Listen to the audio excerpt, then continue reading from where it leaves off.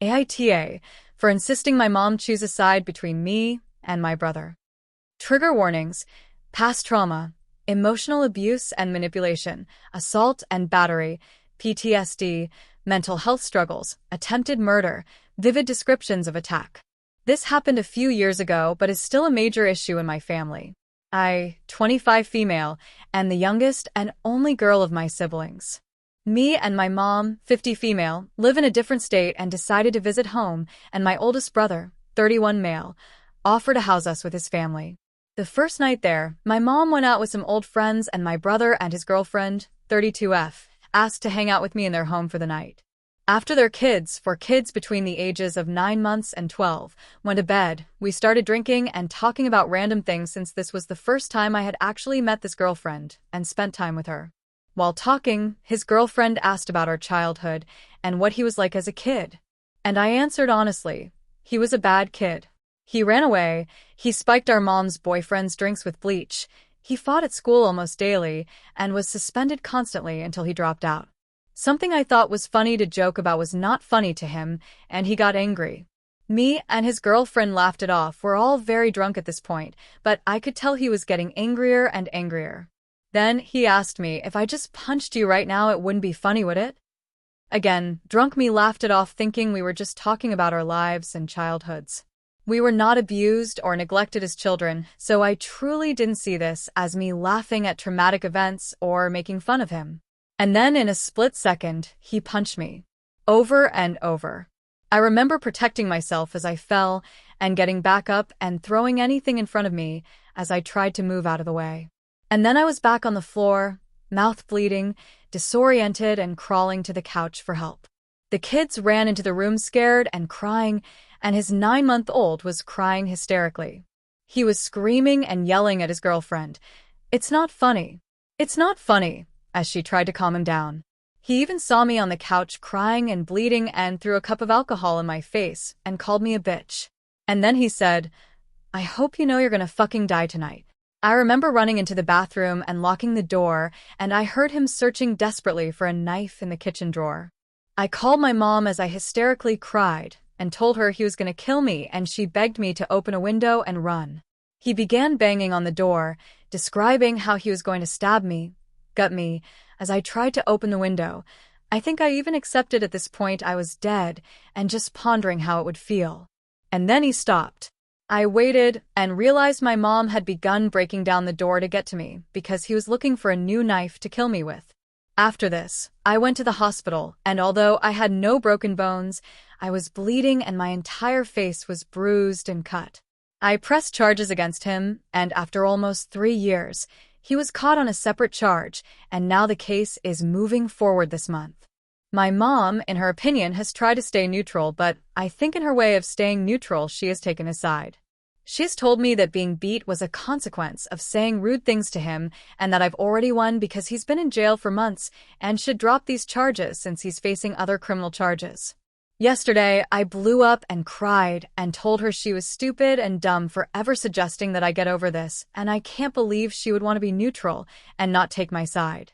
She hung up the phone, and we have not talked since. I feel like I might be TA, because I don't have kids, and I don't understand what she might be going through having to choose between us. It's also important to mention my brother has previously been diagnosed with a mental illness and has done violent behavior like breaking windows, stealing, going on car chases from police, and fighting before, so I feel like our family has become so immune to his behavior that me pressing the issue and demanding accountability is making everyone uncomfortable. But I also feel like her seeing what I looked like after he beat me, hearing me describe what it felt like and how it has damaged me. I've been diagnosed with PTSD and anxiety, should automatically make her take my side and support my decision to take this to court. AITA? TLDR. My brother tried to stab me, and my mother is asking for me to drop the charges and insists that she cannot choose between her children on which side to take in the situation. Comments. Commenter 1. This can't be real. If the cops were called, they would recommend the DA press charges themselves and the kids would be removed from the home, since he's a psychopath. OOP. In my moment of panic, I didn't call the police, I just called my mom for help, and she took me to the hospital. I went to the police the next day, and they basically did nothing until I got a phone call a few months ago that he was arrested for something else. The DA did apologize and said he had no idea how this case slipped between the cracks and why it took so long for him to be arrested. The kids are still in the home, and he is still with GF. Commenter 2. I stopped reading after the very first sentence. NTA. If one child is a sociopath who tries to stab people, clearly she should be on the other kid's side. OOP. Thank you for responding and for your honesty. Part of why I made the post is because for the last couple years, multiple family members have told me that expecting my mom to choose a side is irrational and that I should stop pushing this, drop the charges, and handle this as a family. After the argument with my mom, it really started making me question whether I am being irrationally biased and TA for bringing the situation up for so long and making her choose between us. I really thought people here were going to tell me I was letting my emotions blindside me, and I'm TA for yelling at my mom and pushing for her to make a clear stand because I've been hearing it for years now. But hearing the opposite from so many people is actually mind-boggling, and I needed it. Commenter 3. Your mother has picked a side, and she is wrong. Please proceed with the charges. Those poor kids, that man should never be around children. NTA. Commenter 4. Wow, unbelievable how your mother is reacting. Maybe for your own mental health you should cut off all contact with your mom too. Your brother literally tried to kill you, and in no world is that okay or forgivable. Continue with the charges because he needs consequences, and he needs help. You need to protect yourself and not have contact with your mom.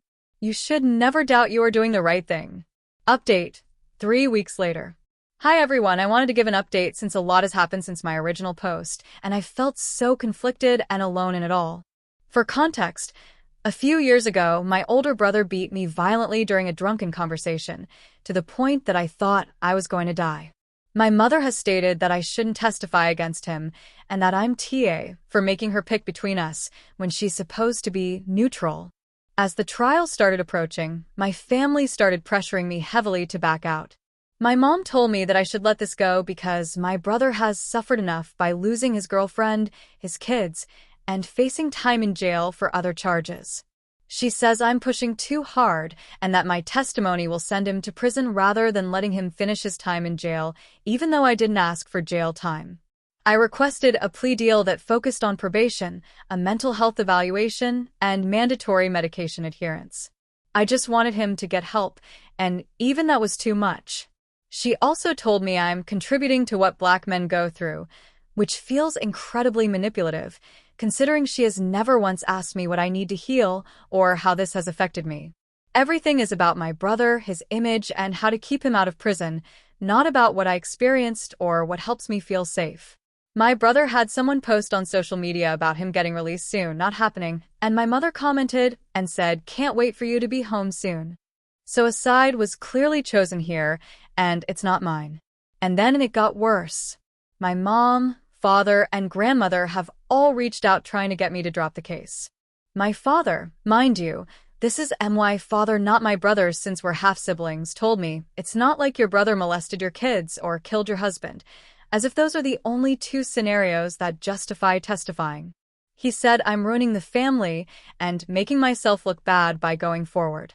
Then I found out my mom gave my father the name of my prosecutor without telling me, and they emailed the prosecutor pretending I had changed my mind about testifying because it wasn't really a big deal. Thankfully, the prosecutor reached out to confirm, and I told him it wasn't true. Trial was this morning, and my brother decided to plead guilty and ask for time served, and I was not allowed to testify. I felt like it was another thing he stole from me. My mental health, my feelings of safety, the love for my family, and now he took my moment of confrontation. However, he's back in jail because he is still awaiting sentencing for 11 other charges and facing decades in prison. I called my mother afterwards and told her I didn't testify and that I knew she emailed the prosecutor. She denied and said she had nothing to do with it, but was happy my father did it nonetheless. She said I sided with the system and contributed to another Black man in jail and should be ashamed of myself, and then hung up. I texted her and said I still loved her and I wish that one day we can go back to being best friends again because I miss her. She hasn't responded. So much for neutral, right? Thank you for all the kind words, and everyone who told me they had been through something similar. My brother has taken so much from me, and I feel alone, defeated, and empty. Part of me is happy this is over, but the cost of my family is something I never even considered when he attacked me 3 years ago. I don't know how I will pick up the pieces or get through this immense sadness, but I will try. TLDR, my parents tried to have the case thrown out by lying but couldn't. My brother pleaded guilty to assault and battery, and I couldn't testify. My mother is not speaking to me anymore. Comments. Does OOP's brother have any other charges against him that are unrelated to OOP's situation, and if her testimony wouldn't have any impact on other charges? OOP. Yes, he has about 11 other charges unrelated to me, including having a weapon as a felon. Actually, he never even went to jail for my charges until this year when he was caught on the other charges and they realized he had a warrant for his arrest for almost 3 years that they did nothing about. I confirmed before court that my testimony wouldn't have any impact on the other charges, and I was told that the other charges were so severe that it was unlikely a judge would even care about what happened today. And even then, that wasn't enough reassurance for my mother. She said it didn't matter that I didn't actually testify, but wanting TO is the same as actually doing it. Why aren't OOP's parents being held accountable for lying to the prosecutor about the ongoing criminal trial? OOP, the prosecutor told me he didn't report my parents specifically for the fact he felt bad for me that I was being harassed by so much family, and he didn't want to make it worse by reporting them and giving them another reason to harass me. I'm so thankful he did it, because I can barely handle the ostracism as is. I get that people post fake stuff up here, trust me, but this is unfortunately very real, and I would post the photos of my beat-up face if I didn't want to remain anonymous. Commenter 1. While you didn't get to testify during his guilty plea, is there any way that you can prepare a victim's impact statement to be read at a sentencing hearing? Even though it's not trial testimony, if allowed, you would be able to express to the court how his actions have affected your life/health. OOP. They sentenced him at the same time as the plea hearing to time served and allowed me to make a statement then. I was honestly just so shocked and disappointed, and trying not to cry that all I could say was, I hope he gets help, and I'm sad that our relationship has been reduced to this. He refused to say anything. I just hate that I wasn't prepared to make a statement because I had spent so much time prepping myself to testify.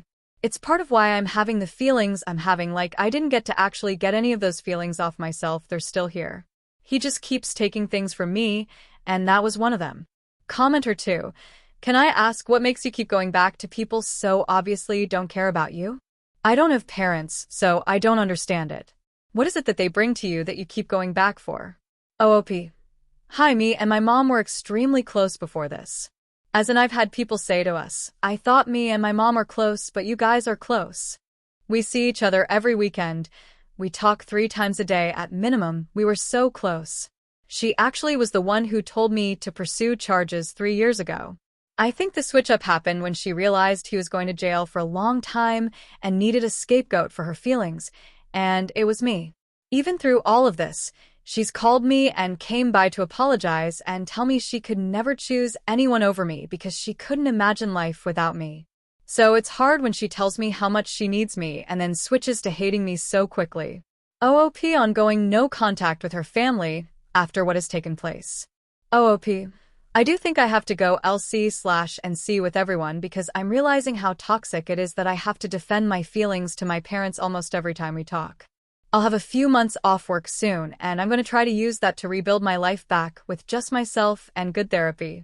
I hope to look into some domestic violence shelters soon to find a community of women who understand what I'm going through.